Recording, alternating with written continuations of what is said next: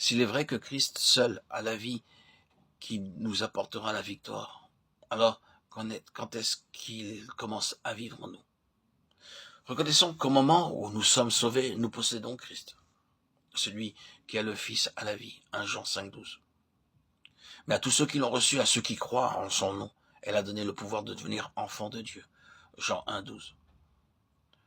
Lorsque nous croyons, nous avons déjà Christ. Ne reconnaissez-vous pas que Jésus-Christ est en vous? À moins peut-être que vous ne soyez désapprouvé, 2 Corinthiens 15, 13, 5, b.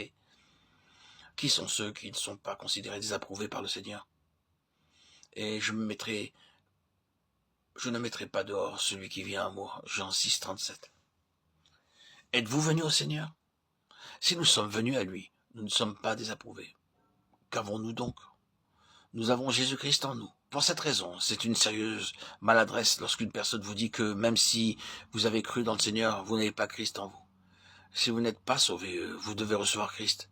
Mais si vous êtes sauvé, il est déjà en vous. Nous savons que seulement Christ est victorieux.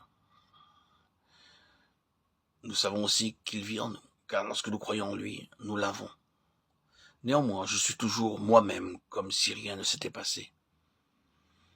Que devons-nous faire afin que Christ puisse manifester sa vie en nous? Il y a deux moyens, ou nous pouvons dire deux conditions. Premièrement, se livrer. Oui, en vérité, Christ est en moi, mais il ne peut rien si je ne le laisse pas faire. Vous et moi, nous devons obéir à Dieu. Qu'est-ce précisément se livrer? Ce n'est pas promettre à Dieu que je vais accomplir sa volonté, ni conclure un pacte avec Dieu pour faire ce que je ne peux pas. Me livrer, c'est pour moi ôter mes mains de ma propre vie. C'est remettre entre les mains de Dieu ce qui est bon et mauvais en moi, ma force et ma faiblesse, mon passé, mon futur, ma vie même et mon moi, de sorte que Dieu seul puisse travailler en moi. Si nous ne retirons pas nos mains de nos vies, Dieu n'a pas de voie pour manifester sa vie à travers nous. Supposez que vous donnez un livre à quelqu'un et que votre main ne lâche pas le livre. Votre ami pourra-t-il le recevoir?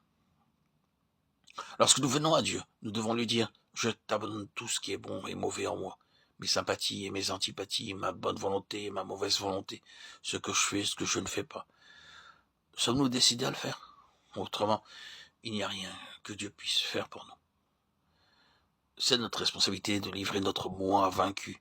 Dieu est toujours prêt, attendant que vous et moi nous fassions seulement cette chose, être disposés à lui remettre notre moi.